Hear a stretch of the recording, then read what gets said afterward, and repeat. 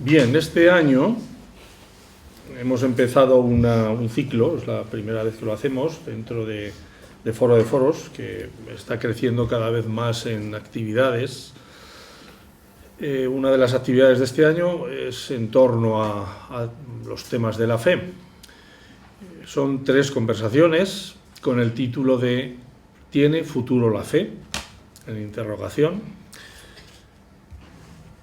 Bueno, el tema es que durante 20 siglos la fe cristiana ha ido avanzando en Europa y en otras partes del mundo, como bien sabemos, y nos tendríamos que preguntar, y nos preguntamos, y este es el objeto de estas 3 conversaciones, si realmente en este momento la fe tiene sentido o no. Si en este siglo XXI la fe sirve para algo, permitidme esta manera de hablar, o no. La primera conversación tuvo el tema el ser humano en busca del sentido y nos planteamos cuestiones como ¿puede el ser humano por sí mismo dar respuesta a sus preguntas de sentido? ¿En dónde encuentra el ser humano su verdadero sentido y la verdadera razón de ser y de existir? ¿Pueden las religiones responder a este ansia de sentido del ser humano? La segunda conversación, que es en la que estamos, tiene otro título. El título es Jesucristo en el siglo XXI. Y la tercera conversación, que la tendremos en enero, tendrá el título Cristianismo y sociedad en un mundo en cambio. Por lo tanto, hoy nos centraríamos sobre todo en Jesucristo. ¿Cuáles son las preguntas, las cuestiones que hemos estado trabajando los 5 que estamos aquí en la mesa? Pues cuestiones como ¿en dónde encontrar a Jesucristo en nuestro entorno sociocultural? ¿Por qué ha dejado de interesar conocer a Jesús? O cuestiones más personales, más implicativas personalmente. ¿Quién es para ti Jesucristo? ¿Dónde le encontraste o dónde le has perdido?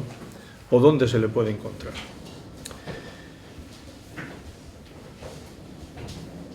Este es el tema que vamos a tratar hoy y que vamos a abordar desde 4 posiciones distintas, correspondientes a las 4 personas que tenemos aquí de conversadores.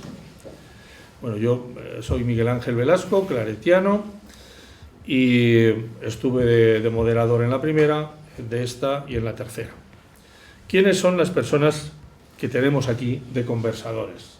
Pues vamos a empezar por la persona que tengo al extremo de la mesa.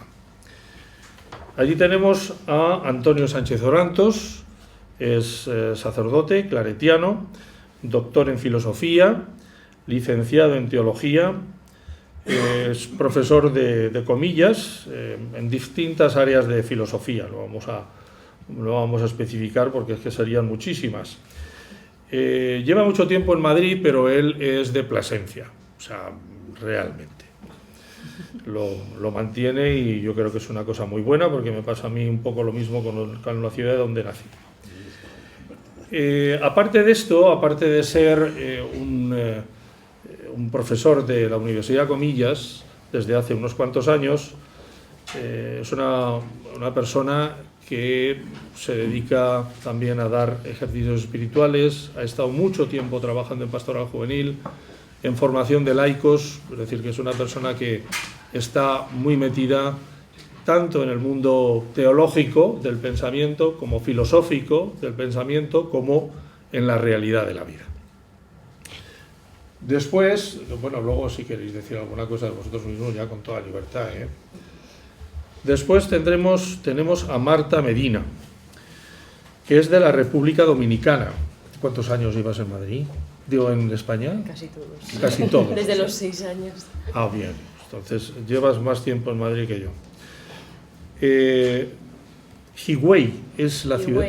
Exactamente, donde tú naciste. Es profesora de teología en Comillas, por lo tanto, segunda persona que está en la Universidad Comillas, secretaria de la revista Razón y Fe, Es madre de 3 hijos, aunque en la ficha pusiese 2, pues no, siguen viviendo los 3.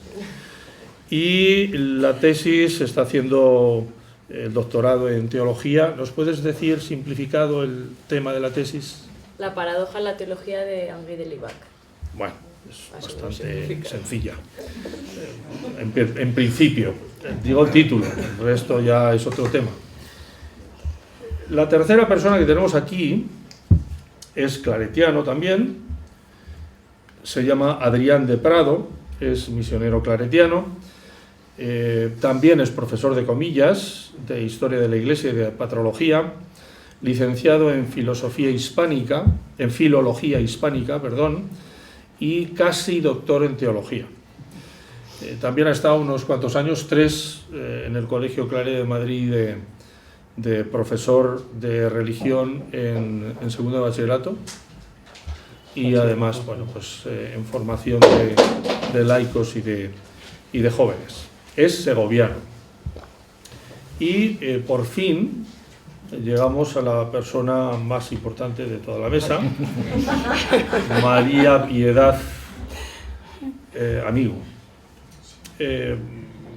Así entre nosotros la conocemos por Maripi. Nació en Mérida, es del Instituto Secular Filiación Cordimariana, también de la familia claretiana, es agente de pastoral juvenil pues desde hace muchísimo tiempo, de toda la vida. Y es enfermera y trabaja en el Hospital San Carlos. Bueno, pues estos somos los que estamos aquí en la mesa, estos son los que van a conversar y bueno, pues vamos a escucharles. Así de primeras tenemos 5 minutos para que enfoquen el tema. Os recuerdo el tema, que es Jesucristo en el siglo XX, el siglo XXI, y la persona de Jesús en nuestra sociedad occidental, si está desdibujada, si no, si es central, si importa, si no importa, dónde ponemos a Jesucristo o de dónde le sacamos porque no nos vale. Pues empiezas, Antonio, si te parece. Pues buenas tardes, gracias por la presentación y gracias a todos por estar aquí. Y gracias de verdad, porque en esta cultura de las prisas es un signo de nueva humanidad sacar tiempo para charlar con amabilidad y con tranquilidad. Siempre será un signo de deseos de vida la charla tranquila. Responder en 5 minutos a las preguntas que Miguel Ángel nos propuso y que afectan, como podéis comprender, al sentido más profundo de mi vida es imposible. Por eso quisiera partir, para después provocar el diálogo, de la experiencia que me ha afectado y me está afectando en los últimos días. Se trata, supongo que todos también estaréis afectados, de la Dana de Levante y del sufrimiento de tantos y tantos hermanos nuestros. Esa experiencia en mi vida, siempre ha abierto el sufrimiento en mi vida, una pregunta impertinente, pero incisiva y inexcusable. Y es como ofrecer palabras y obras que den consuelo a la vida humana. Pregunta, como sabéis, incisiva e inexcusable, porque cuando la Teodicea, esa gran reflexión filosófica, se enfrenta con el problema del mal, corre el riesgo de diluirse en una ideología que nada dice de Dios y nada dice para la vida. Pues bien, y empiezo de alguna manera a responder a las preguntas. Creo que solo hay una respuesta al sufrimiento. Solo hay verdadero consuelo en la vida humana bajo la luz de la esperanza, bajo la luz de esa esperanza que provoca en el ser humano el deseo de seguir, de continuar, de caminar. porque dar consuelo, como sabéis, sin ofrecer esperanza, es invitar a la resignación. Y dar esperanza sin dejarse traspasar por el sufrimiento de la gente es huir de la realidad. O si queréis, con palabras más sencillas, huir de la historia, huir de la tierra. Por eso creo, estoy convencido, que la propuesta de Jesucristo fue atrayente, es atrayente y seguirá siendo atrayente en el siglo XXI y en los siglos venideros, precisamente porque con su palabra y con su vida supo mantener unida consuelo y esperanza. Supo ofrecer una unión inquebrantable entre consuelo y esperanza. En nuestro lenguaje confesante denominamos a esto encarnación, en la carne, en la tierra, en la realidad. Y esta encarnación, como sabéis, se expresa de manera eminente en la entrega de la vida, muerte, para que otros tengan vida. Y esto solo es posible bajo una confianza inquebrantable. El amor será siempre más fuerte que la muerte. Es la experiencia de la resurrección. Pero esta bella experiencia, esta bella propuesta, este bello contenido que llena el corazón de aquellos que somos creyentes, tiene como fundamento una exigencia radical, o al menos así leo yo el Evangelio. ¿Y cuál es la exigencia radical? La aceptación de la palabra de su buen Padre Dios. La aceptación de la palabra de un Dios Padre que pide ser escuchada, acogida, hospedada y obedecida. Porque esa palabra es camino pedagógico para descentrarnos de nuestro yo y acoger en lo más profundo del corazón la alteridad, la palabra del otro, la palabra del diferente, la palabra del que no piensa como nosotros, la palabra, en definitiva, del prójimo, del prójimo. Por eso, pienso que en la sociedad de hoy, por lo menos así lo vivo yo, y vuelvo a repetir, y en las sociedades venideras, la propuesta de Jesús y Jesús el Cristo no está en crisis.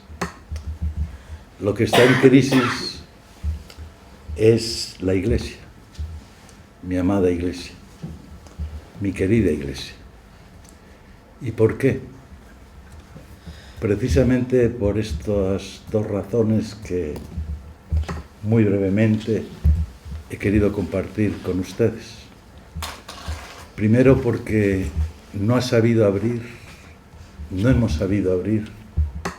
yo no he sabido abrir espacios de silencio suficientemente intensos para escuchar al buen Padre Dios.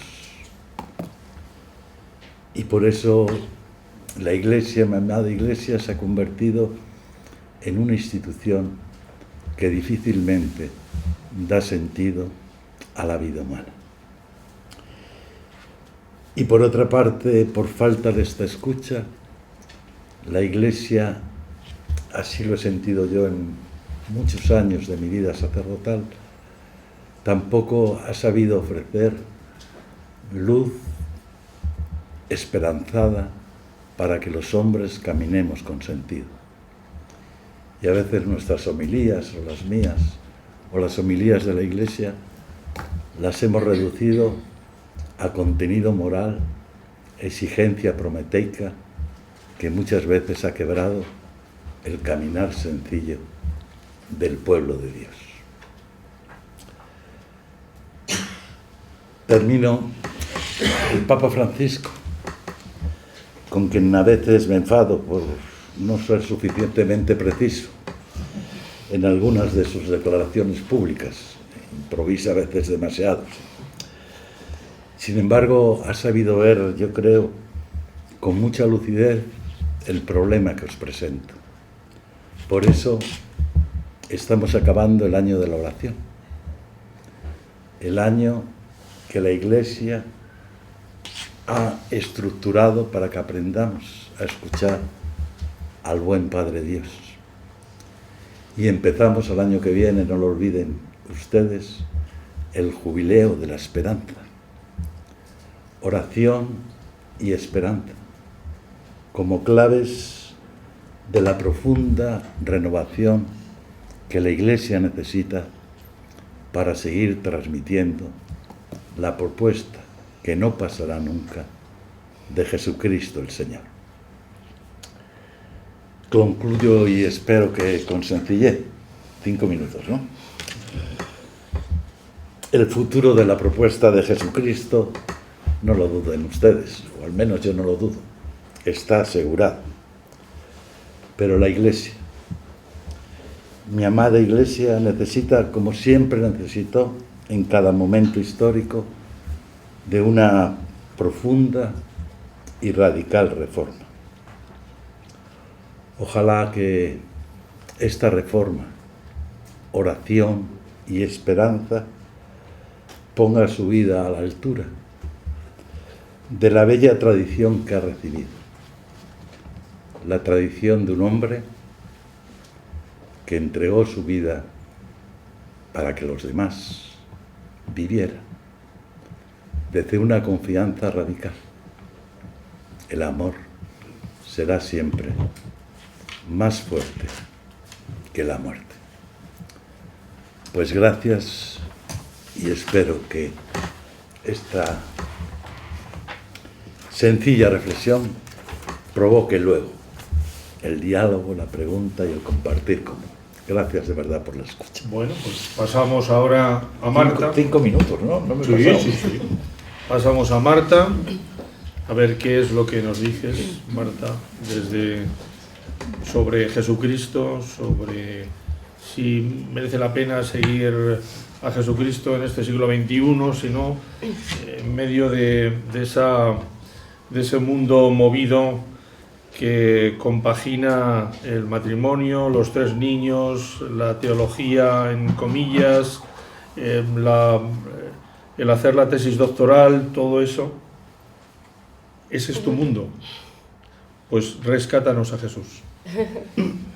Más bien nos rescata Jesús, porque sin él yo creo que ese mundo mío se habría venido abajo hace bastante tiempo.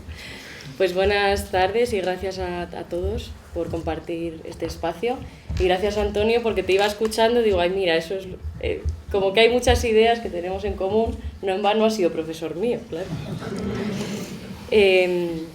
Coincido con Antonio en que Jesús atrae y va a seguir atrayendo siempre.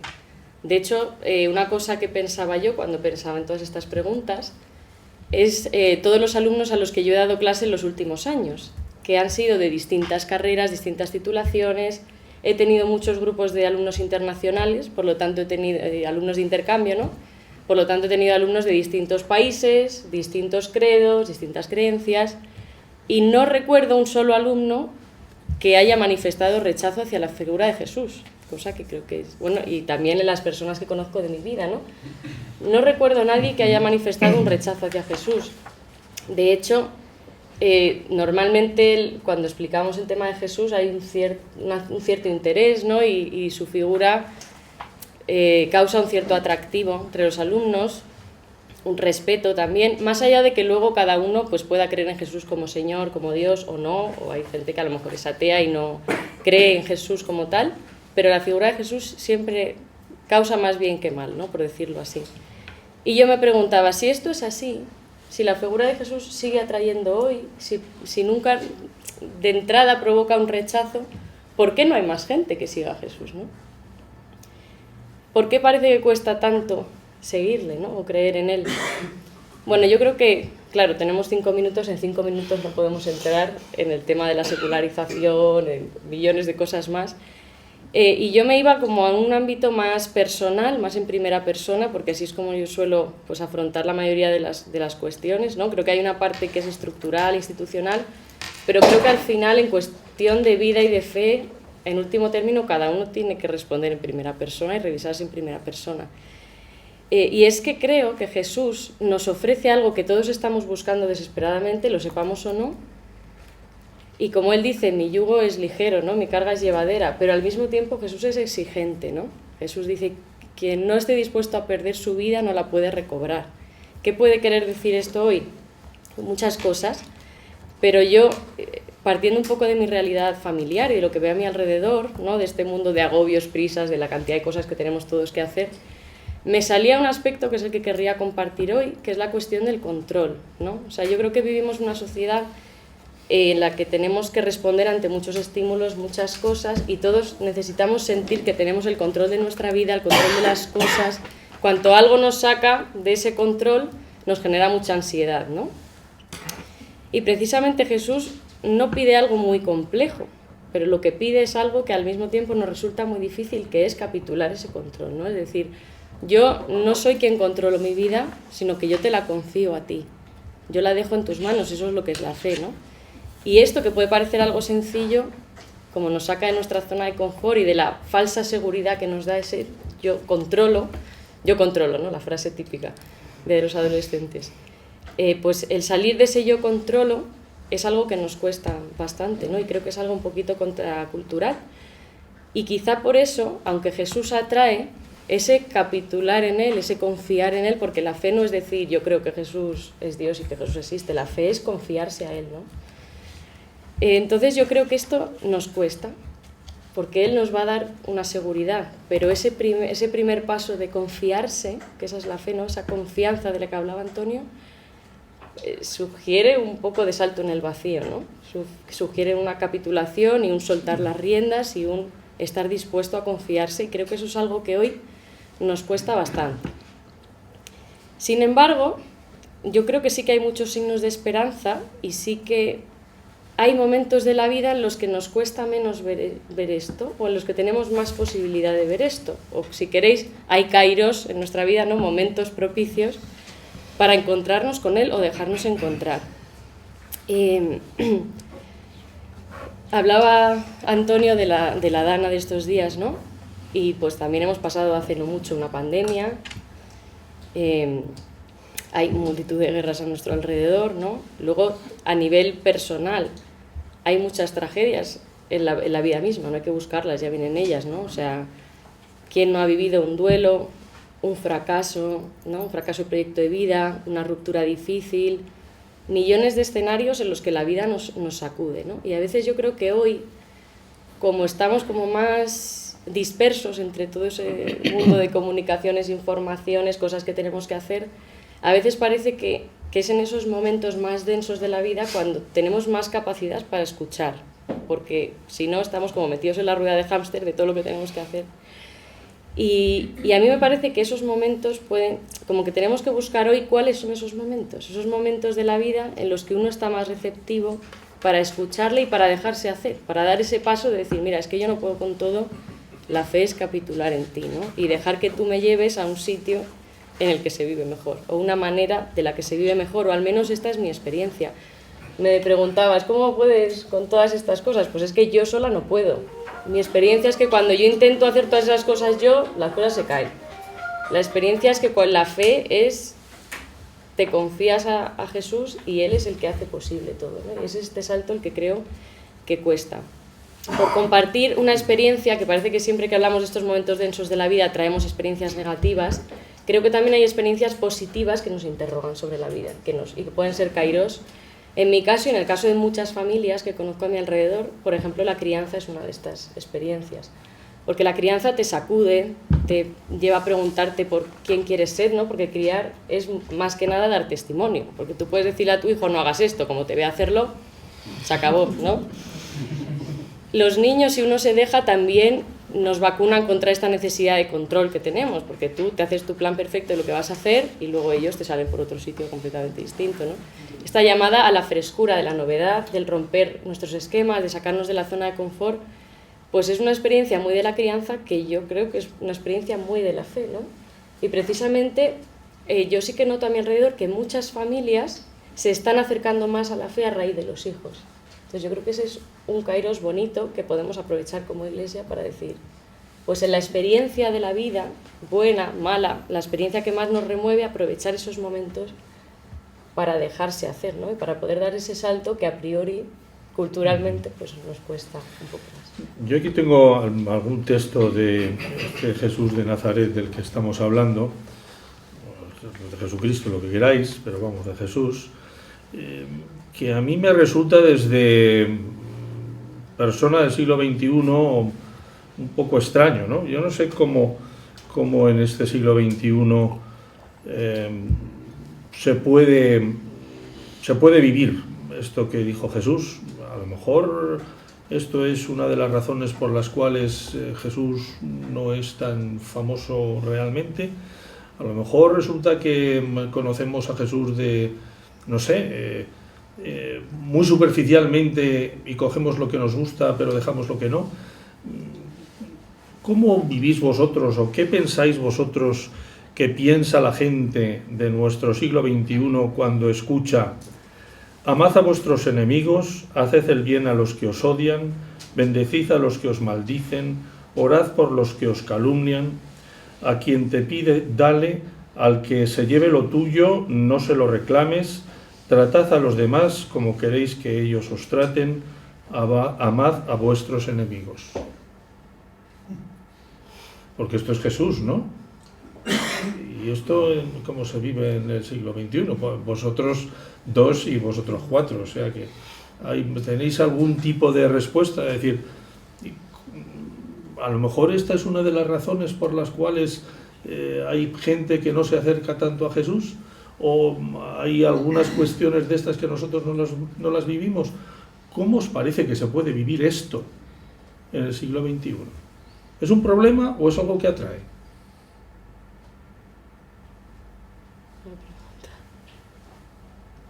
El que queráis. Yo, según hacías la pregunta, me venía la clase del otro día en la que alumnos que casi todos vienen de familias cristianas y ellos dicen que son cristianos, decían que es que hay cosas imperdonables. Y yo decía, bueno, pues... O sea, que también a veces hemos, incluso viniendo de entornos cristianos, que eso es algo que no he dicho, pero lo había pensado, también a veces recortamos quién es Jesús, lo transformamos en un referente ético del pasado y no en alguien vivo del presente que te lleva a una zona de no confort como esa. Decir, es que tienes que amar también al que no te cae bien. Y eso, en época de haters y demás, pues cuesta un poquito. Advertir que esa no es la cima exigente de la caridad cristiana. Hay otro paso más. Más difícil. Más difícil. Amaos como yo os he amado, y nadie tiene mayor amor que el que da la vida por sus amigos. Y ese tampoco es el culmen de la caridad cristiana en el Evangelio. Hay otro paso más difícil. Así como el Padre y yo somos uno, vosotros todos sed uno para que el mundo crea. De tal manera que la escucha, yo vuelvo a repetir, estoy convencido de esto, que la escucha del distinto, la escucha de la alteridad, la escucha del prójimo, la escucha de aquel que no piensa con nosotros, la escucha incluso del enemigo, es el discernimiento más claro de que Dios está haciendo con su gracia en mi vida una transformación, y es disponer a mi yo para la entrega sin esperar nada a cambio. Bueno, acabo. Sí.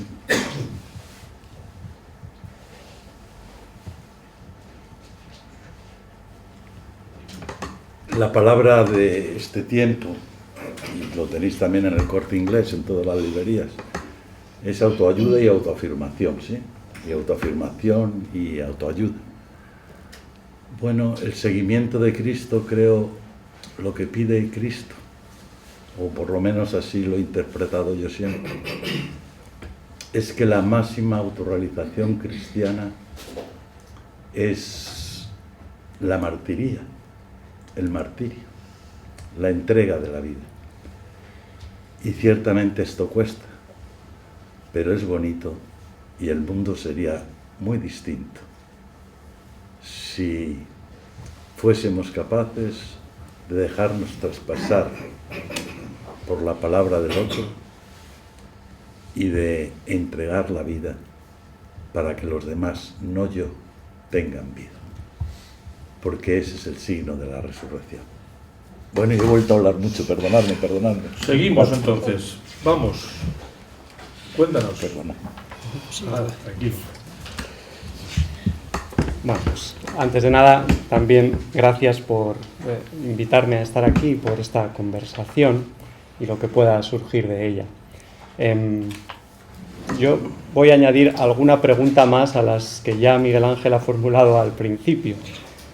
A lo mejor problematizando el problema, si es que esto es un problema, y también imaginando, que a lo mejor es un esfuerzo de imaginación grande, que los que me escucháis y yo mismo, nosotros, imaginando que no tuviéramos el don de la fe, ¿no? Y que fuéramos personas corrientes que pasan por la calle en este siglo XXI que hemos llamado, y que no tuviéramos, digamos, un acercamiento previo, ¿no? Porque también creo que esta pregunta, si es pertinente, lo tiene que ser en ese foro, ¿no? En un foro amplio. Me parecía, al pensar en esto, que hay al menos dos maneras de abordar la cuestión, ¿no? Jesucristo en el siglo XXI, si esa es la gran cuestión, ¿podemos encontrarle? ¿Le hemos perdido? ¿Qué relevancia tiene? ¿Quién es? Hay una manera directa, ¿no? Que es pensar, pretender que sabemos lo que es el siglo XXI y sabemos quién es Jesucristo, y entonces nos ponemos a rastrear puntos de convergencia o de divergencia entre uno y el otro, ¿no? Entonces, a ver en qué se parece nuestro momento histórico, o a qué está más abierta la gente de nuestro tiempo con respecto a lo que Jesús vivió, propuso, dijo, hizo. Esta es una manera de operar, ¿no? Intentar buscar puntos de convergencia. Digo que es la manera más directa de hacerlo, porque se ponen en relación enseguida los dos polos de la cuestión. Lo que pasa que yo creo que enseguida nos deja en una selva oscura, ¿no? Como diría Dante, porque en el fondo ni sabemos bien qué es el siglo XXI, ni sabemos bien quién es Jesucristo, ¿no? Incluso con un itinerario de fe probada, ¿no? Que algunos de aquí lo tenéis. Hay otra manera, indirecta, por la que yo me voy a adentrar mínimamente en estos minutos, ¿no? Que es preguntarse qué pretendemos cuando nos hacemos esta pregunta hoy, ¿no? Y no solo qué pretendemos, sino si eso que pretendemos es posible, alcanzable, y si respondemos afirmativamente, qué camino o qué caminos habría que tomar para poder llegar donde queremos, ¿no? Insisto que a lo mejor problematizo de más la cosa, pero a mí me parece que es un momento necesario, por lo menos en nuestra sociedad, pasar por estas preguntas, ¿no? Yo pensaba que esta pregunta ya en sí, Jesucristo en el siglo XXI, así entre interrogantes, ya presupone una pérdida o un desconcierto. O sea, presupone que este siglo ha perdido a Cristo, y entonces los que de alguna manera tenemos una vinculación con Él lo intentamos rescatar para este siglo. Yo pensaba que sería insólito, o al menos yo no lo imagino, que un hombre del siglo XII se levantara una mañana y se preguntara: ¿Jesucristo en el siglo XII? No sería una pregunta para él, ¿no?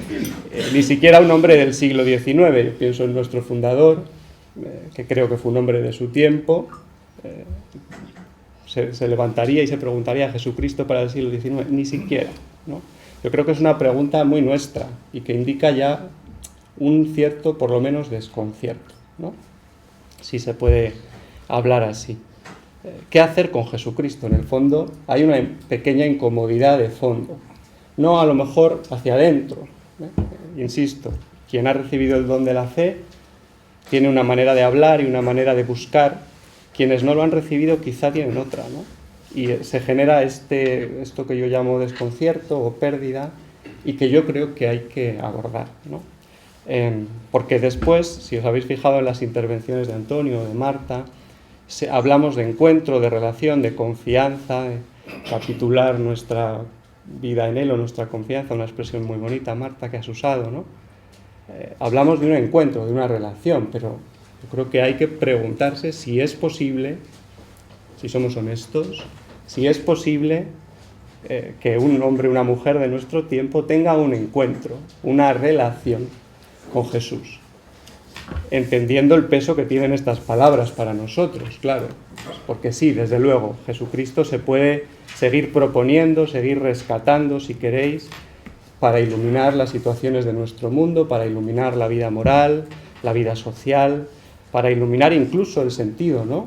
Uno puede dar sentido a una situación o incluso a su vida, aunque esto es una cosa muy seria, dejándose iluminar por una figura histórica, como es Jesucristo. Pero continúa siendo una figura histórica, un fragmento de la historia. Lo que es difícil es pensar que yo me puedo relacionar con él hasta el punto, o me puedo sentir atraído por él hasta el punto de que esa relación, ese encuentro, esa atracción sea definitiva, definitoria para mi vida.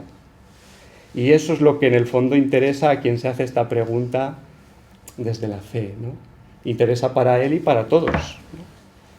Y a mí me parece que aunque suene un poco teórico, me está sonando a mí al decirlo, tiene consecuencias prácticas muy, muy evidentes, ¿no? Porque si no, lo que se produce es no sé cómo decir, un discurso en el que los que por la razón que sea han tenido alguna vinculación con Jesús en su vida, tienen una especie de camino abierto hacia esta vía del encuentro y el sentido, lo exploren o no. Quienes nunca lo han tenido, nunca lo tendrán. Y yo creo que la talla de Jesús, de Jesucristo, digamos, no histórica, sino, si queréis, incluso metafísica, va más allá de que yo pueda haberlo conocido o no, que sepa quién es, digamos, y de que me pueda atraer o no su propuesta, su palabra, su evangelio, si queréis. Hay que preguntarse si es posible una relación de este otro tipo que te cambia la vida, si queréis decirlo así, ¿no? O por lo menos que te habla a las entrañas, aunque luego tú decidas que esa relación no va a ser la determinante en tu historia, ¿no? Y aquí hay 3 claves, las digo rápido porque 5 minutos son pocos, como hemos dicho todos, ¿no? Pero sí hay 3 claves que por lo menos así a bote pronto se me ocurrían, ¿no? Que habría que abordar para responder estas preguntas. Una muy importante es ¿quién es Jesús? Claramente, ¿no? Y yo creo que esta es una pregunta que nos hacemos poco, aunque se repite en el Evangelio y en muchas homilías, pero nos la hacemos poco, ¿no?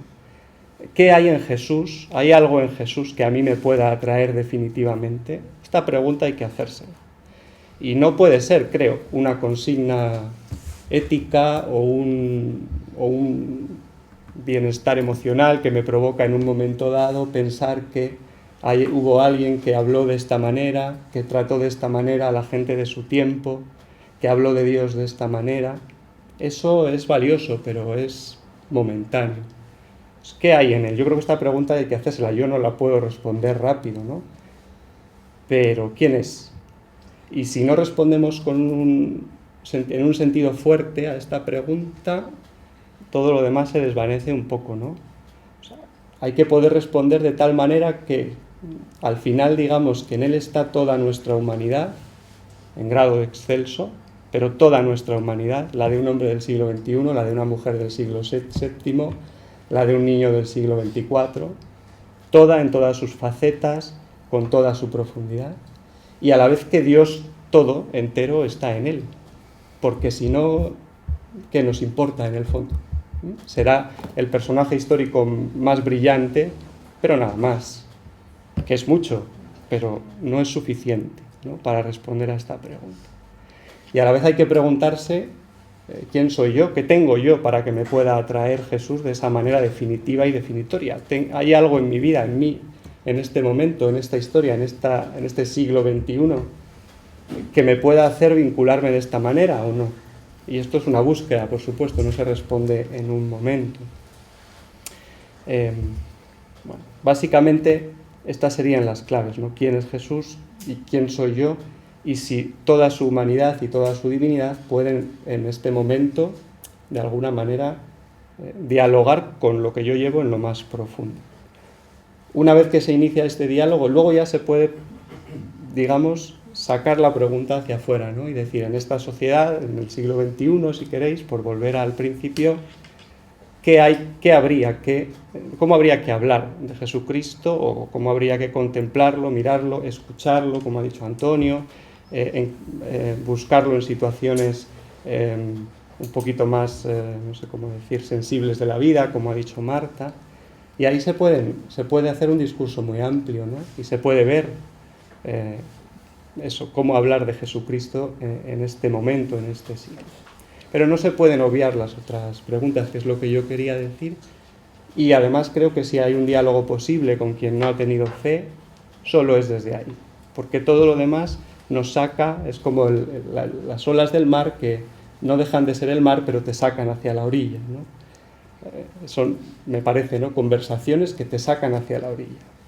Y la única que te puede anclar un poco al fondo, ¿no?, es esta otra, que si queréis es más existencial, más metafísica, más teórica también en un cierto sentido, más difícil, más comprometedora, pero que para mí es ineludible, ¿no? Lo es en mi vida personal también, no hablo aquí solo como alguien que expone la fe, sino como alguien que la vive, ¿no? Gracias. Id apuntando preguntas, porque hay tiempo de preguntas, ¿eh? Vamos a pasar a la cuarta persona, a Maripi, para que nos hable desde su experiencia y desde su reflexión y desde tu vida. Háblanos desde tu vida y desde eso, desde lo que estás viviendo allí en este hospital, en este movimiento de jóvenes, de salida, entrada, vocación, no vocación, jornadas de la juventud de Lisboa, preparando las de Roma, todo eso. Jesús, ¿quién es para esta gente con la que estás? ¿Es alguien? ¿Dice algo? ¿No dice nada? ¿Dónde lo colocamos? ¿Y dónde lo coloca? Pues rescato una pregunta que ha hecho Adrián, que me parecía interesante para esto justo, ¿no? Decía él hace un momentito que, como pregunta, ¿no?, ¿es posible para alguien de hoy, para un hombre, para una mujer, tener un encuentro con Jesús? Y efectivamente, para los que lo vivimos y queremos que otros lo vivan, tiene que ser posible, ¿no? Y es posible porque quizá hablábamos del siglo XXI como algo tan etéreo y tan grande que no conseguimos concretar, pero el siglo XXI es la vida de hoy, la de todos los que estamos aquí, que nos hemos levantado esta mañana para ir a trabajar, ¿no? Y es la vida cotidiana que llevamos adelante en cada momento, ¿no? Entonces, ¿es posible encontrarnos en esta vida cotidiana y en este hoy y en este ahora que estamos con Jesús? Pues es posible porque, bueno, rescato algunas cosas, ¿no?, que ya se han ido hablando también. Decía Benedicto XVI en el 2005, ¿no?, y esto hila un poco con lo que ha dicho Adrián hace un momento, ¿no?, que no se comienza a ser cristiano por una decisión ética o por una gran idea, que ya se ha ido hablando así, ¿no?, sino por el encuentro con un acontecimiento, con una persona.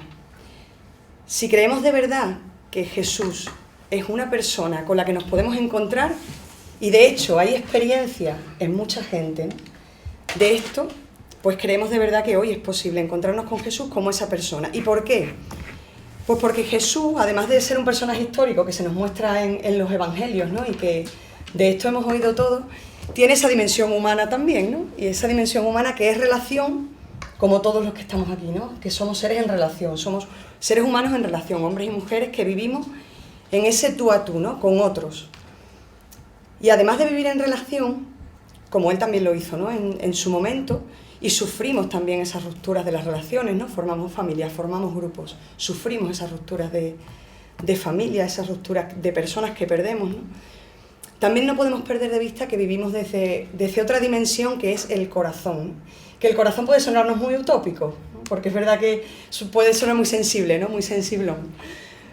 Pero es que el corazón es el centro, si lo entendemos como el centro unitario de la persona, de cómo vivir desde ahí, ¿no? Lo que te da identidad, lo que te aúna, sí que es posible, ¿no?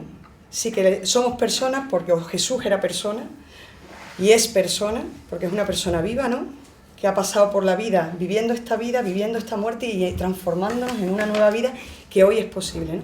Porque fue una persona en relación y porque vivió desde ese corazón que es unitario, ¿no? Y que despliega el interior de lo que somos, ¿no? Y el componente más amplio de lo que somos, ¿no? El Papa Francisco, que también lo hemos nombrado, ¿no? Hace menos de un mes sacó también una encíclica que habla precisamente del corazón, porque ahí es donde residimos, ¿no? Y decía, en el número 32 dice él: el corazón de Cristo es el núcleo viviente del primer anuncio, allí está el origen de nuestra fe, el manantial que mantiene vivas las convicciones cristianas. El corazón como centro, ¿no? Volvemos a esa misma idea, ¿no? de la vida, el corazón como centro. Y si hablamos de corazón y de cómo vivir desde el corazón, ahí nos sentimos unidos todos, ¿no? Porque todos en nuestra vida vivimos gestos que nos hacen cercanos, gestos cotidianos que nos hablan de presencia, de encuentro, de búsqueda, de estar con otros, que eso es lo que vivió Jesús. Y esos fueron los gestos humanos de Jesús también, ¿no? También vivimos desde miradas, ¿no? Dice el Evangelio, Jesús lo miró con amor. Vivimos desde miradas que ¿quién de nosotros no ha sido atravesado también por la mirada de otro que ha llegado hasta ese corazón, ¿no? Y que nos ha movido hasta el fondo de quiénes somos, ¿no? Pues esa fue la mirada de Jesús también, ¿no? Una mirada que es capaz de ver más allá, ¿no? Hablamos del sufrimiento de la gente ahora, ¿no? en Valencia con la Dana, ¿no? Pues es un Jesús que, siendo persona que vivió y que vive, también desde la mirada es capaz de transformar y de mirarnos, ¿no? Y luego un Jesús que nos ha dejado palabras, ¿no? Tú nombrabas algunas ahora, y otras muchas palabras que a quién no nos gustaría oírlas en nuestro día a día, ¿no? ¿Cómo no nos gustaría oír de alguien cercano qué quieres que haga por ti? Eso también está en el Evangelio.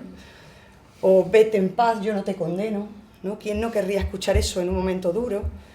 O una pregunta o una afirmación de ¿me amas? O ¿te amo? ¿No? ¿Quién no se conmueve y quién no vive desde ahí?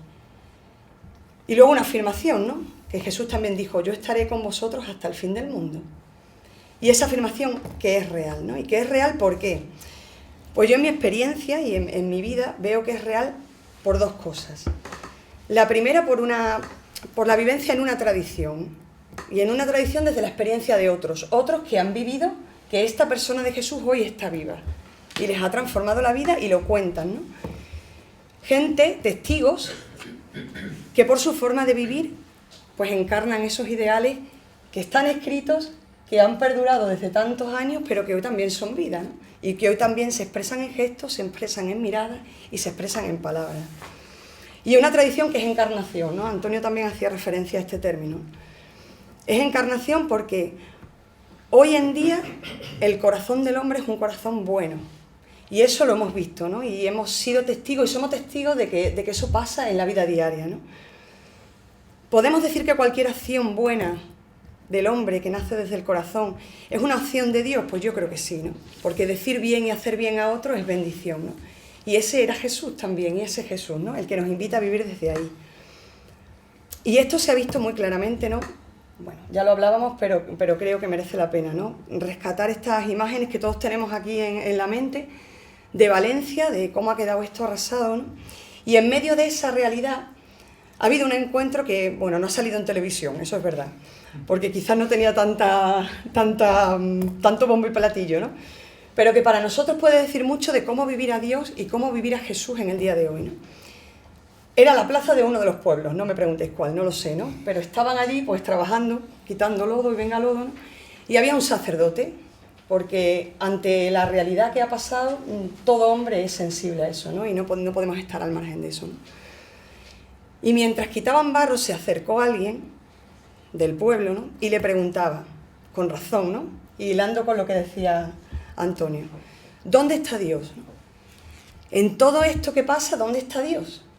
Si hablamos de Dios como bondad, hablamos de Dios como ternura, como cercanía.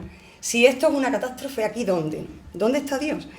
Y no era una pregunta que esperara una respuesta amable, sino era una pregunta de buscar conflicto, ¿no? Quizá. O del conflicto que la propia persona vivía dentro, ¿no? Pero lo magistral es la respuesta de este sacerdote, un sacerdote joven además, que no era ni del pueblo, que pasaba por allí, bueno, que se vio conmovido, ¿no? Por eso, ¿no? Porque él no le responde a la gallega, eso es verdad, le responde a la gallega, ¿no? No le da una respuesta clara, ¿no? Pero le pregunta a este hombre, ¿no? ¿Es que no lo ves? En todo esto que pasa es que no lo ves, de verdad no te das cuenta, no ves a Dios, no ves todo el amor que mueve a esta gente de aquí y de tantos otros sitios que viene aquí a perder tiempo, a perder pues su propio ocio, su propio todo, ¿no? Aquí a echar ese tiempo con gente que no conoce de nada, pero por la que se siente unida, pues quizás por ese sufrimiento, quizás por ese amor que de fondo nos mueve a los humanos, ¿no? Entonces me parece que lo magistral no es la pregunta de quién se la hizo, pero creo que se llevó una respuesta magistral, ¿no? Es que no lo vemos. Y para vivir a Dios hoy en día quizás deberíamos hacernos esta pregunta. Es que no lo vemos, desde ahí no lo vemos. No somos capaces de ver en nuestra vida diaria gestos, palabras, miradas, que nos transformen de esta manera y que nos hagan ver a un Dios que es verdad y que es amor y que hoy está vivo porque el amor nos une y nos mantiene vivos. Pues yo creo que sí, ¿no? Así se manifiesta Dios y de eso tenemos todos experiencia. Quizá para reconocer que eso es de Dios, ¿qué podríamos hacer? Es un cambio de mirada, claro, no queda otra, ¿no? Es un cambio de mirada, ¿no? Un cambio en el que creo que lo que decía Marta antes era esencial, ¿no? Es perder el control, es la utopía del reino, ¿no? Es pensar que no todo depende de nosotros como humanos, que somos capaces de mucho, sino que en el fondo hay una parte de nosotros, que es ese corazón que hablábamos, que no depende solo de nosotros. Y eso lo vemos cuando sentimos dolor, cuando sentimos ruptura o cuando la vida nos da un hachazo, ¿no? Porque ahí, si de nosotros dependiera vivir eso, no lo viviríamos. Entonces sabemos que dependemos de otro también, ¿no? Y ese otro es el que nos mueve y nos conmueve a hacer vida lo que Jesús ha sido y es, ¿no? Y bueno, creo que desde aquí... Una pregunta mía y abro las preguntas a todos, o sea que espera un momento, que ya llega el momento en el que vuestras preguntas van a estar aquí sobre la mesa. Guillermo lo está grabando todo, entonces después ya lo podremos repasar cuando lleguemos a casa y se lo podremos pasar a otros. Bueno, estáis hablando de encuentro personal con Jesús, estáis hablando de generosidad de vida, estáis hablando de que Jesús nos habló de que tenemos que amar como Dios nos está amando. Bueno, pero a la hora de la verdad, los bestsellers son sobre autoayuda, o sobre economía, o sobre relaciones internacionales. Es decir, a mí me da la impresión de que nuestro mundo no vive lo que habéis estado vosotros diciendo, está viviendo otras cosas, le interesa otras cosas. ¿Realmente esto es Jesucristo como vosotros lo habéis presentado? ¿Es algo que le interesa a la gente que va por la calle hoy? ¿Qué le aporta? De alguna manera volvemos a la pregunta del comienzo. Responded lo que quieran. Porque bien, está muy bien, lo que hemos dicho, yo creo que sí. O sea, nosotros lo vivimos más o menos, pero las familias de los chicos que han estado hoy en las convivencias de allí de segundo de bachillerato en vuestra casa, ¿lo viven eso? Los chicos que no han ido, ¿lo viven o no lo viven? Pues mira, yo creo que lo vivimos sin saber que lo vivimos, ¿no? A ver, venga, explícate un poco, porque esto no es a la gallega, pero casi, ¿no? Si hablamos de que Jesús es una persona que nos encuentra, ¿no? Con la que nos encontramos y que nos transforma desde el interior y desde ese corazón del que hablamos, que es tan sencillo como algunos de los detalles que hemos dicho, ¿no? Es que eso es una experiencia humana que nos une a todos, ¿no? Entonces, lo vivimos todos lo vivimos, ¿no? Todos vivimos situaciones de cariño, situaciones de amor, situaciones de encuentro, de desencuentro, de relación, de ruptura. Eso está viene, ¿no? Con el ser humano, ¿no? Eso está en todos, ¿no? ¿Dónde está la clave en que nosotros seamos capaces de reconocer ahí a ese Jesús? Pues yo no la tengo tampoco, la verdad. Si pensabas que lo iba a desvelar, no lo tengo, ¿no? Pero es verdad que cuando tú ves, no sé, yo hablo desde lo más experiencial, ¿no? Cuando tú ves a otras personas entregadas en vivir desde ahí, eso te transforma la mirada, ¿no? Y es capaz de hacerte llegar más al fondo de solo esa superficialidad. El problema de hoy es que vivir en ese fondo es complejo, ¿no? Porque nos decía antes, hay mucha información, mucho que va, que viene, ¿no? ¿Cómo crear esos espacios, ¿no? Alguien lo decía, no sé quién era, ¿cómo crear esos espacios donde uno sea capaz de llegar al interior y contactar con lo que verdaderamente somos? Porque lo demás viene de fuera. La economía, la política, todo eso son cosas que bebemos desde fuera, ¿no? Pero que se enriquecerían si lo vivimos desde lo que somos desde dentro, ¿no? Yo aquí diría para completar, ¿no? Estando de acuerdo con lo que has dicho, Maripi, pero diría también, o sea, yo creo que nos tenemos que responder un poco a lo bruto, ¿no? En esto también, sabiendo que nuestro mundo es un mundo reducido dentro de lo que es el mundo. Quiero decir que nosotros hablamos en esta sala, en este rincón, en esta ciudad, con unas vidas muy determinadas, y el poder decir si la gente vive o no vive, incluso en esta ciudad, todo esto de lo que estamos hablando es un poco temerario, ¿no? Y ya si cambiamos de país, de continente, no te digo nada. Pero bueno, asumiendo la pregunta, yo creo que también hay que atreverse a responder a lo bruto y decir que no, ¿no? Bueno, pues a lo mejor no. Pues a lo mejor hay mucha gente que no lo está viviendo. Y bueno, yo creo que una manera honesta de situarse ante la vida y ante la pregunta es decir que no. No para, digamos, caracterizar negativamente nuestra sociedad o para, digamos, reafirmarnos nosotros en una posición fuera del mundo, ¿no? Que estas polaridades se pueden dar, sino para asumir encarnadamente la sociedad en la que nos insertamos, de la que formamos parte. Yo creo que esto es así y hay que poder decir esto, ¿no? Y luego porque, claro, una cosa es, para mí son cosas distintas, ¿no? Una cosa es una vida vivida con profundidad, con hondura, con sentido, incluso con generosidad, con capacidad para amar, que tiene para mí todo el valor, ¿no? Otra cosa es una vida abierta a la trascendencia, y las dos cosas convergen o no. Realmente hay itinerarios vitales, biografías en las que, por lo menos, aparentemente desde fuera no convergen, ¿no? No hay una confesión de esa persona o una apertura a la trascendencia. Y hay que respetarlo, hay que valorarlo también, ¿no? Está pasando algo ahí que es un fenómeno que también hay que tener en cuenta. Y un paso más, si queréis, u otro ámbito es Jesucristo, que es el que está en la pregunta nuestra, ¿no? Que no es exactamente asimilable con Dios sin más, ¿no? Hay muchas personas en nuestras sociedades que dicen buscar a Dios o caminos de interioridad, que es una palabra muy usada, y que no se plantean la posibilidad siquiera de entablar un diálogo o un encuentro con Jesucristo. No les parece que eso sea relevante para su camino personal, ¿no? Por tanto, quiero decir, bajo mi punto de vista, hay que ver la cuestión en toda su complejidad. Luego nosotros, a lo mejor con mirada de fe, podemos decir, bueno, yo en esta situación puedo descubrir que se está viviendo el corazón del Evangelio, pero a lo mejor lo está viviendo una persona que no confiesa a Jesucristo. Y hay que poder decirlo, ¿no? Las dos cosas son verdad.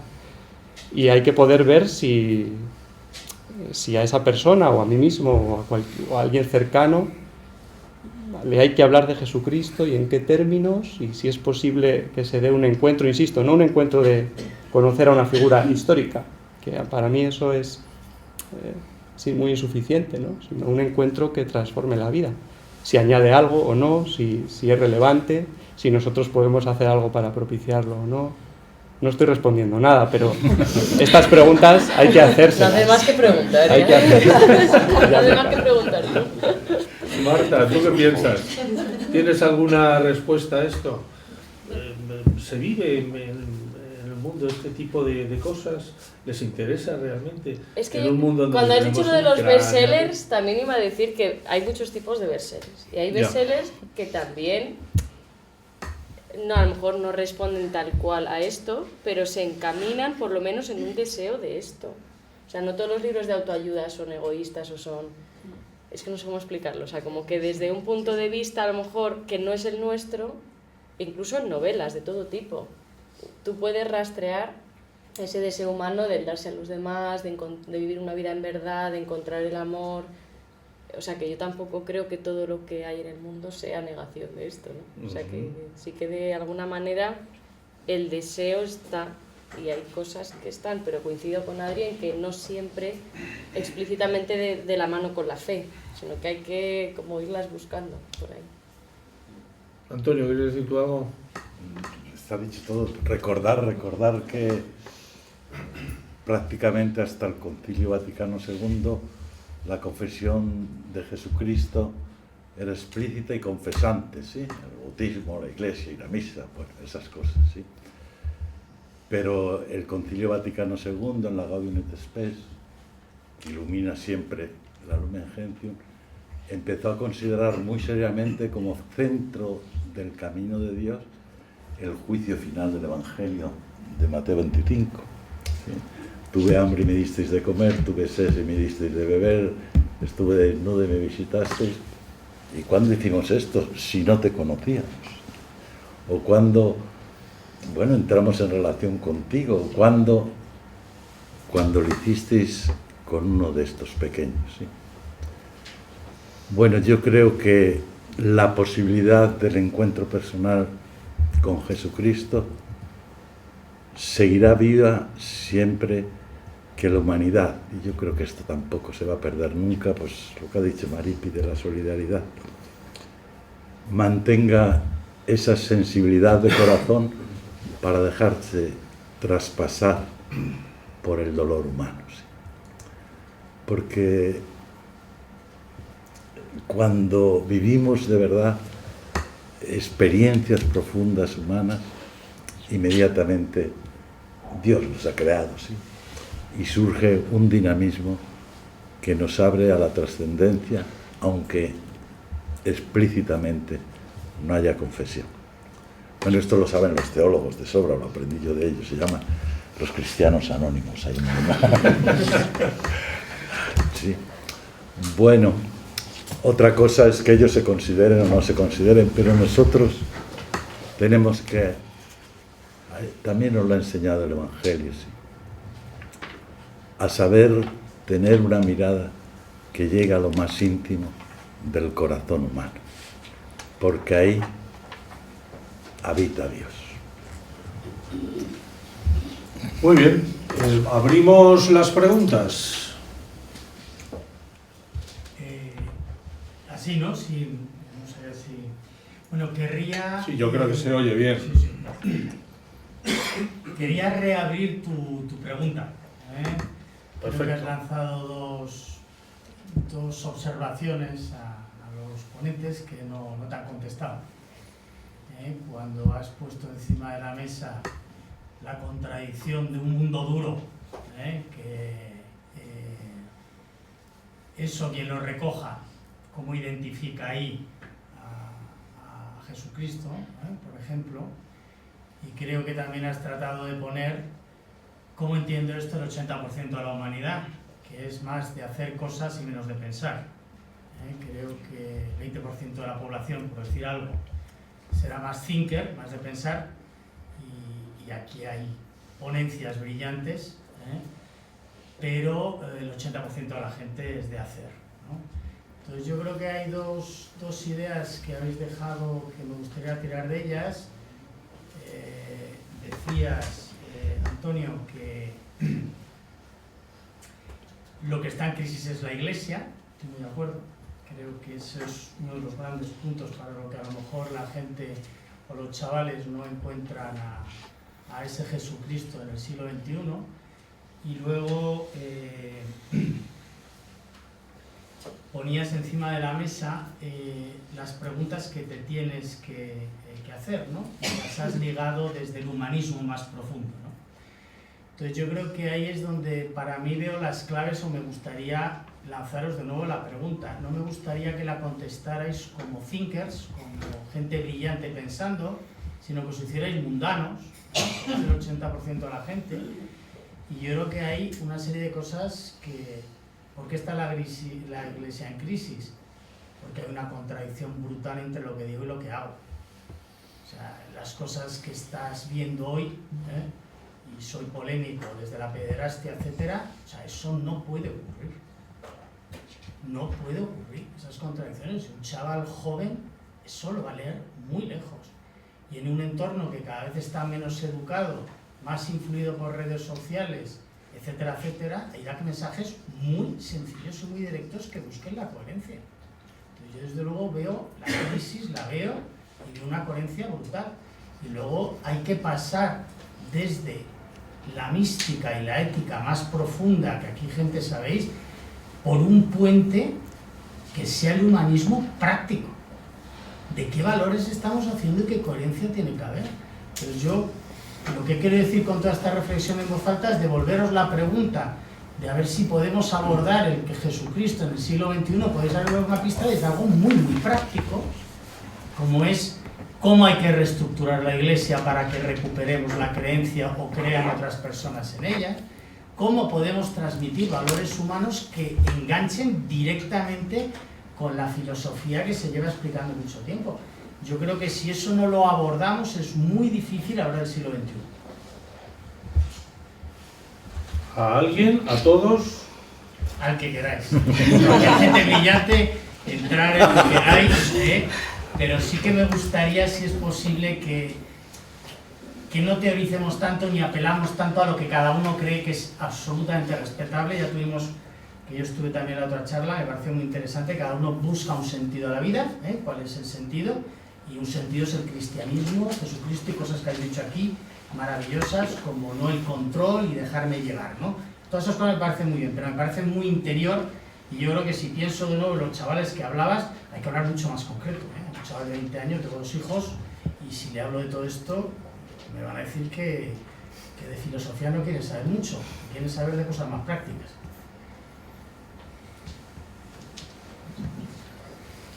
Bueno, yo creo que los cuatro tenéis relación, habéis tenido y tenéis relación con gente de 20 años, o sea que sabéis perfectamente de qué está hablando.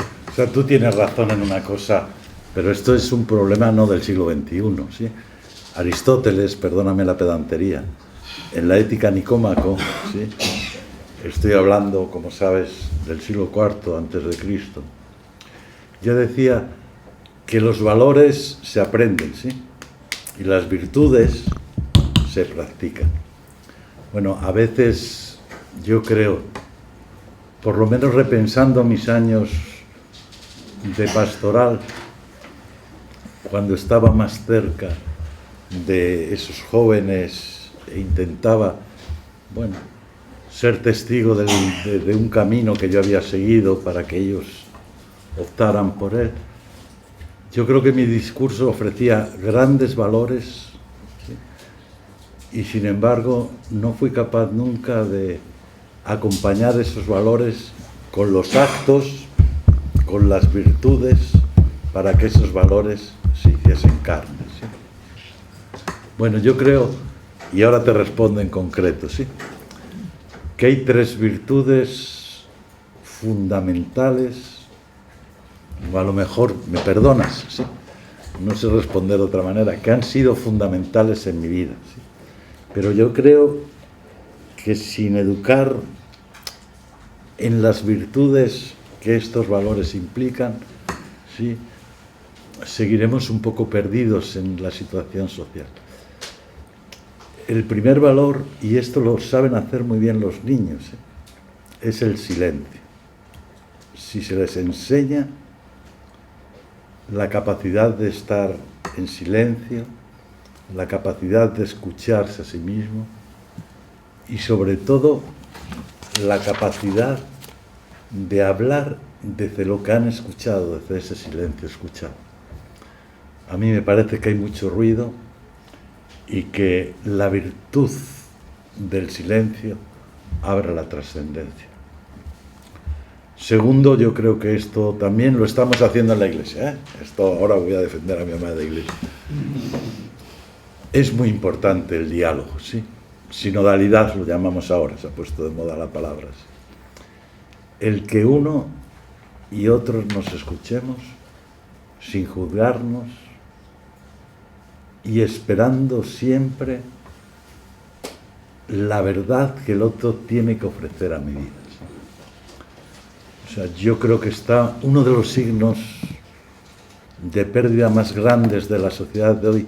Los que tengáis responsabilidades educativas, nosotros en la universidad tenemos que luchar todos los días, es quebrar toda posibilidad de polarización. ¿Sí?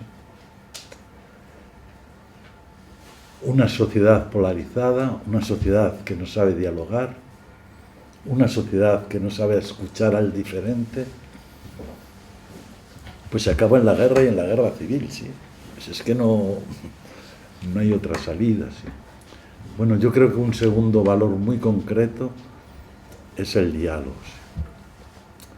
¿sí? Y el tercer valor que también requiere virtudes, esto sería para hablarlo más largo, bueno, es la necesidad, no sé si lo voy a decir brevemente, es que es muy difícil, la necesidad de volver a recuperar el vínculo entre libertad y obediencia, o entre derecho y deber.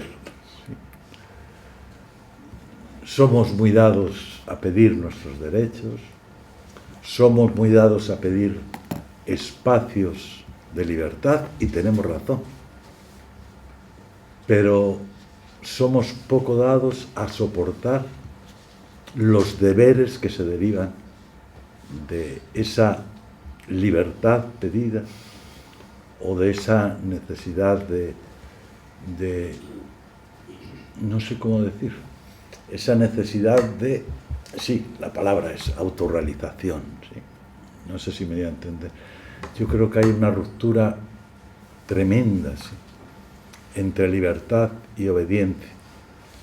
Y son distintos, pero no pueden ser opuestos. Obediencia, sí, o paudire, ¿sí?, en latín, escuchar al otro, escuchar al distinto, dejarme traspasar por el otro para configurar mi vida, no desde los intereses de mi yo, sino desde el rostro, si queréis, que estoy mirando. Yo creo que si somos capaces de crear espacios de silencio, de diálogo, donde se recupere el vínculo entre libertad y obediencia, además de hacer o de recrear grandes espacios educativos, la trascendencia tendrá posibilidad, porque en definitiva no es más que espacios donde responder a las palabras que nos ha lanzado Adrián. Es decir, ¿qué pretendemos? Conócete a ti mismo, ¿quién soy yo? Y bueno, e intenta escuchar Sócrates, si quieres, si no quieres decirlo en Evangelio, al daimon interior, ¿sí? Al buen daimon que llevas en tu corazón, porque en ese corazón sigue limpio, ¿sí? Brillante lo que has dicho, te lo agradezco. El recuperar el vínculo entre la libertad y la obediencia, me gustaría que profundizaras en el concepto de obediencia. Sí. No, creo que el concepto de libertad, la sociedad civil lo entendemos bien. Sí. El concepto de obediencia, yo por lo menos lo que recupero es no sé a quién tengo que obedecer o si me van a manipular. No es cuestión de a quién tengo que obedecer. Sí.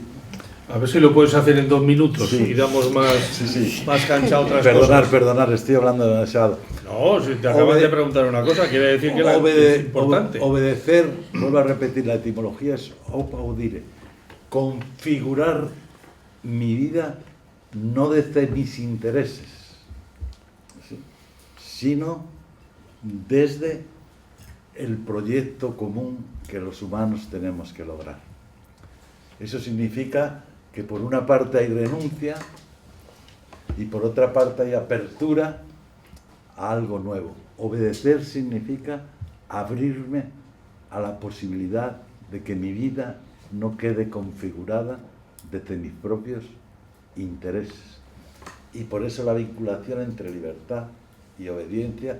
Bueno, una madre puede hablar, bueno, los niños todavía son pequeños, Bueno, puede hablar mucho mejor. Tenemos 15 minutos. Venga, perdonad. Venga. No ¿Alguien sé si quiere te comentar algo respondí. más? Gracias sobre- a ti por la escucha. Juan, espera, sí. ¿Alguien quiere comentar? ¿Alguno de vosotros tres quiere comentar alguna cosa más? Sí, ¿O le por damos? favor. Yo ya no vuelvo a hablar, ¿eh? Juan, venga. Yo querría decir Espera. una cosa. Ay, perdón. No, tira. De lo que has dicho que me ha gustado mucho es eso, que al final decimos muchos eslóganes, pero hay que vivirlos. Y yo esa idea la rescato y me parece que es donde está la clave. O sea, que es lo que decía antes de la crianza, que es un ejemplo súper claro, ¿no? O sea, tú puedes decir misa, pero si a ti te ven hacer otra cosa, van a hacer esa cosa, ¿no?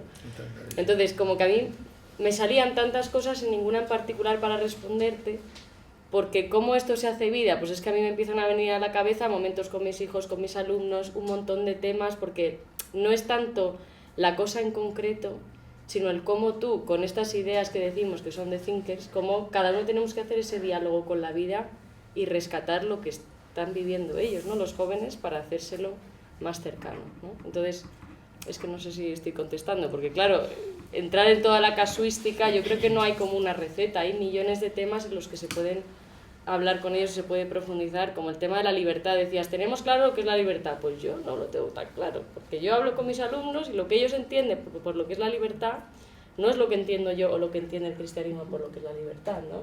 Y así como con tantas otras cosas. Entonces, creo que es muy difícil contestar esa pregunta como así a bote pronto, pero sí creo que nos deja el desafío de decir, es que para ser creíble hay que ser testigo, y para ser testigo, lo dice Antonio, son virtudes, no valores, ¿no? Y de hecho eso es lo que yo detecto, que muchos de mis alumnos vienen de entornos cristianos, pero hablan de valores en abstracto, o de Jesús en el pasado, no de Jesús en el presente, o virtudes que realmente cambian mi vida en el presente. Y en ese cambio, precisamente, estoy de acuerdo, es donde está todo el cambio hecho. Juan. Sí. Si la fe es un encuentro personal con Jesucristo, ¿no? Habría a veces también la pregunta por la humanidad, ¿no? ¿Cómo es la humanidad del siglo XXI con sus luces y sombras? Entonces, ¿no pensáis que puede darse esta correlación? Es decir, a mayor vida en la periferia de nuestro ser, o sea, a medida que los hombres y mujeres vivimos más en la superficie, podemos decir, mayor dificultad para poder encontrarse con ese Jesucristo, y a mayor vivencia desde lo hondo de nuestro ser, mayor capacidad o posibilidad de descubrir, no como autorreferencialidad, sino que en ese interior está habitado, ¿no? Mayor posibilidad de descubrir ese Dios que habita, ¿no? Todo hombre y mujer es capaz de poder detectar ese Dios, y no solo eso, sino el descubrir que todo, en el fondo, toda la humanidad también estamos unidos, ¿no? Que todos somos uno. Cuando uno, y quizá todos tenemos experiencia, ¿no? A medida que vivimos en la periferia de nuestro ser o la periferia de nuestro ser, descubrimos esa verdad, no como una verdad teórica, sino que lo vivimos, y entonces sentimos que los ratificados de Valencia somos nosotros, que el amor a los enemigos no se convierte en un imperativo ético o en una cumbre ética, sino que nace el que eso salga, porque en el fondo yo he descubierto que Dios en mí y que también la humanidad está en mí, ¿no? O sea, que en el fondo todos somos uno, ¿no? Claro, o sea, eso es un viaje, evidentemente, ¿no? Pero a la medida que nos acercamos o nos alejamos de ese centro, a lo mejor podemos vivir con mayor o menor dificultad en el mundo concreto, ¿no? ¿Qué pensáis de esto? Bueno, contesto, Juan. Yo creo que son favorables. Sí, yo en general ratifico tu intuición, ¿no? O sea, estoy de acuerdo. Luego, si voy más a lo concreto, me cuesta un poco, porque sí, coincido con nuestra sociedad, vive en la dispersión en gran medida, ¿no? O tú has hablado de la exterioridad o la periferia de nosotros mismos, y eso dificulta muchas cosas. No sé si un campesino del siglo VIII vivía mucho más la interioridad que un ejecutivo del siglo XXI, porque a veces creo que tenemos una visión de las cosas de atrás que lo dudo, ¿no? O sea, yo creo que los hombres tenemos una tendencia, por comodidad, a vivir fuera de las cuestiones que nos exigen más, que comprometen más el corazón, aunque donde encontramos el bien y la verdad es en el fondo. Entonces, esta tensión es humana, caracteriza a nuestra sociedad, a lo mejor sí, porque tenemos más estímulos que en otros momentos, puede ser, ¿no? Y luego, una cosa que has dicho es interesante, o sea, yo creo que en la medida en que uno hace esa búsqueda interior, tiene más posibilidades de encontrar, primero, esa humanidad en la que todos coincidimos y una posible apertura a la trascendencia. Pero ese viaje interior también es para mí una selva. Uno se mete ahí y puede descubrir muchas cosas. Esto que tú has dicho y otras cosas, ¿no? Puede descubrir también una profunda soledad y una profunda incomunicación con la gente que tienes más cerca, ¿no? No va de suyo que por entrar en el interior uno sea más cercano, digamos, a la humanidad o esté más abierto a Dios. Me parece que no va de suyo. Y que ahí es importante, y termino para dar más palabra, dos cosas para mí. Uno, contar la búsqueda. O sea, que uno cuente a los otros, a los que tiene cerca, lo que está buscando, lo que se está preguntando, lo que le dispersa, lo que le concentra, lo que le deja en desasosiego, lo que le ha dado algo de paz en un momento dado. Yo creo que narrar esa búsqueda, narrársela a sí mismo y a los demás, pone un poquito de claridad en esa maraña que uno tiene dentro, ¿no? Y luego otra cosa, y es recibir de fuera, porque esto viene de fuera, ¿no? La palabra Jesucristo, o lo que Él hizo, dijo, o lo que se reveló en Él. O sea, yo creo que a esto no se puede renunciar. Solo por una búsqueda interior podemos llegar a Jesucristo, pero no sé si llegamos a la plenitud de Cristo, que es a lo que aspiramos, ¿no? O por lo menos a mí me gustaría que poder también en esta sociedad aspirar a eso, no al mínimo, digamos, que yo sé que esto es muy valorable, pero no al mínimo de encontrarnos en la humanidad y abrirnos un poco a la trascendencia. Ojalá en eso hubiera mucha más gente o estuviéramos muchos más. Pero yo creo que hay que poder escuchar una palabra grande, ¿no? Y que alguien nos diga, quien sea, incluso una institución como la Iglesia, que no es coherente en muchas cosas, que alguien nos diga esta palabra y nos la diga fuertemente, ¿no? O sea, con todo lo que implica. Y en eso estamos nosotros, ¿no? Y además en eso creo que la coherencia no es un obstáculo, la incoherencia no es un obstáculo. Porque no nos convertimos, a mi juicio, porque veamos en otro o en otros coherencia de vida. La incoherencia, por supuesto, nos repele, pero la coherencia no nos convierte. Yo puedo reconocer a alguien honesto e íntegro, pero eso no quiere decir que yo cambie. A mí lo que me convierte es si una institución, incluso muy incoherente, o una persona me habla de algo que efectivamente atañe a mi ser más íntimo. Y luego yo tendré capacidad para decir, esto me atañe, aunque esa persona que me lo ha contado, luego yo descubra que es muy coherente, ¿no? Entonces, en esto la Iglesia tiene que reformarse continuamente. Pero mientras se reforma, tiene que seguir anunciando a Jesucristo con toda la pobreza que tiene. Porque esto ha sido así siempre y será así siempre. Nunca seremos coherentes. Y no buscamos la coherencia para convencer a otros, la buscamos por honestidad personal. Pero mientras la buscamos hay que hablar de lo que nos importa. Tenemos dos preguntas. Ya serán las últimas porque no hay más. Alfredo y Ana. No, yo quería preguntar una cosa que tiene una asunción que a lo mejor es incorrecta la asunción, ¿no? Pero yo tengo la impresión de que la Iglesia, digamos que ha tratado de apostolar ofreciendo un premio que es como un poco lejano, ¿no? Que es después de la muerte, ¿no? Cuando yo veo, y yo soy un convertido, vamos a decir, ¿no? Creyente de colegio muy poco tiempo y después pérdida de la fe y después he vuelto, ¿no? Y soy pues bastante convencido, o muy convencido, ¿no? Pero yo veo, no solo en mí, sino a mi alrededor, que los cristianos tienen una especial alegría. O sea, yo si tuviera que comparar 100 amigos míos, 100 conocidos, 50 católicos de los que me rodean y 50 de los que también convives con ellos, yo tengo la impresión de que tienen un premio en vida, que es la alegría. Por mucho que vayan a misa, por mucho que hagan sacrificio, por mucho que hagan determinadas cosas, tengo la impresión de que es un regalo gozoso lo de creer en Dios. Y sin embargo, esto me parece que no es para salvarte. Bueno, para salvarte y para vivir. Y no veo que eso, no lo sé, creo que sería maravilloso que la Iglesia también, no sé, a animar, a premiar, ¿no? Mostrar incentivos, premios de corto plazo.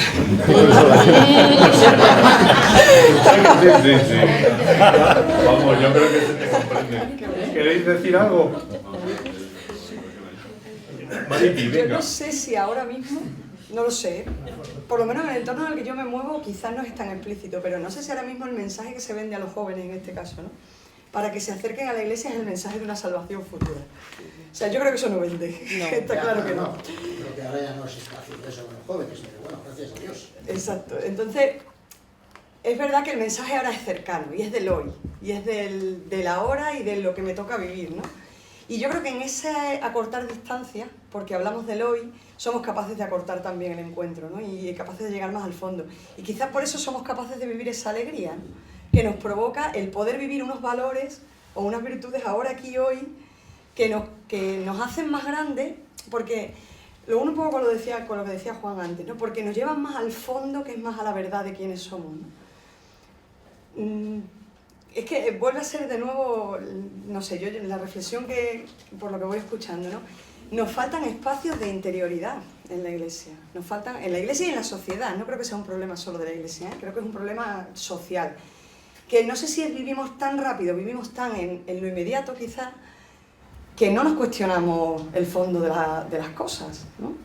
Y vamos como le decíamos a los chiquillos esta mañana en las convivencias, ¿no? Vamos en serie, ¿no? Todo uno tras de otro y a ver a dónde llegamos, ¿no? Pero si generáramos esos espacios, tanto sociales, porque yo creo que pensar es bueno en sí, ¿no? Y pararse a cuestionarse las cosas es bueno en sí, ¿no? Tanto sociales como eclesiales, si buscáramos esos espacios donde poder llegar al fondo de lo que vivimos, quizás esa alegría sería más habitual.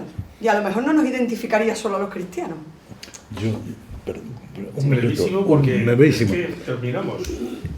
Como ha dicho, yo subrayar una cosa que ha insinuado Adri para mí, que somos hermanos de comunidad. La fidelidad cristiana se puede perder por exceso de trascendencia, que quizás sea la educación que nosotros hemos recibido, pero también por exceso de inmanencia. ¿Sí? Y si en nuestra juventud a lo mejor hubo un exceso de trascendencia y la meditación de las verdades fundamentales, muerte, vida, juicio y condenación, ¿sí? A lo mejor ahora pensarlo, ¿sí? Yo tengo la sospecha que hay un exceso de inmanencia que corre el riesgo de que también perdamos la persona de Jesús. ¿Por qué lo digo con lo que ha dicho antes? Porque Jesucristo es hombre y Dios, Dios y hombre, y eso no lo podemos separar, como ha dicho Adrián. Perdona. Ana. Sí, antes decías, Miguel Ángel, que qué aportaba Jesús hoy. Y yo creo que aportará lo que nosotros aportemos.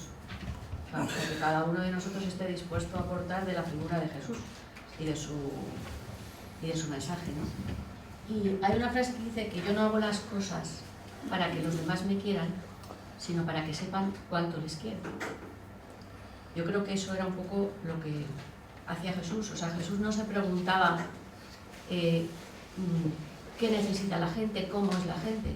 Decía claramente, yo he venido a cumplir lo que me han ordenado. Y no me planteo a quién se lo digo, lo hago. Entonces yo creo que mi pregunta, y ahora digo alguna cosa más para que la vayáis pensando, es si en la Iglesia no estamos demasiado pensando siempre en los demás. Y no digo en el prójimo, que en el prójimo es bueno pensar, sino en los demás como en general. Cómo es la sociedad, qué tenemos que hacer. Si ya sabemos lo que tenemos que hacer, creo que efectivamente lo que está en crisis es nosotros, la Iglesia.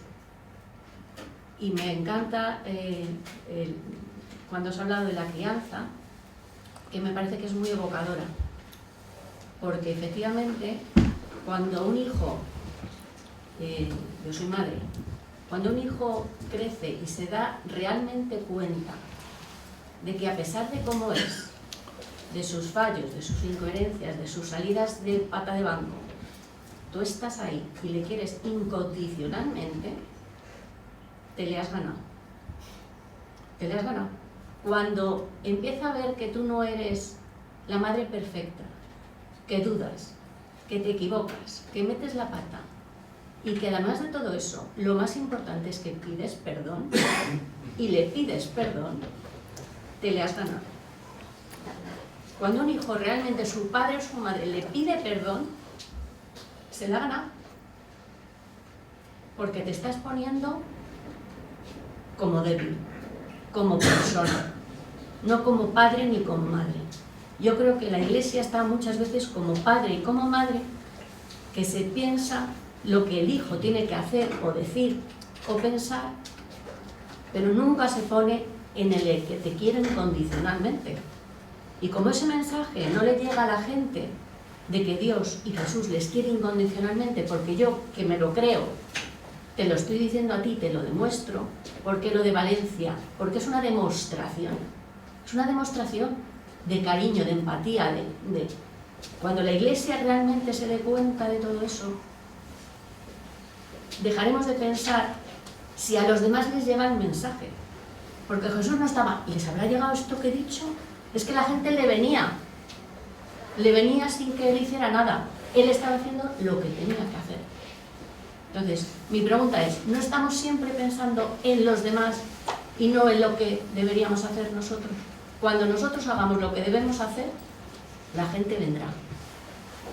Bueno, lo dejamos aquí porque continuaremos en enero y además precisamente yo creo que es una buena conexión porque es el tema de la Iglesia, es el tema de la sociedad, es el tema de la transformación social, pero desde la Iglesia y desde la convicción. ¿Nos das instrucciones, Margarita? Pues nada, ahora que quiera nos tomamos un jamón y vino y seguimos conversando más informalmente. Muy bien, pues nada, gracias a todos. Nos vemos en la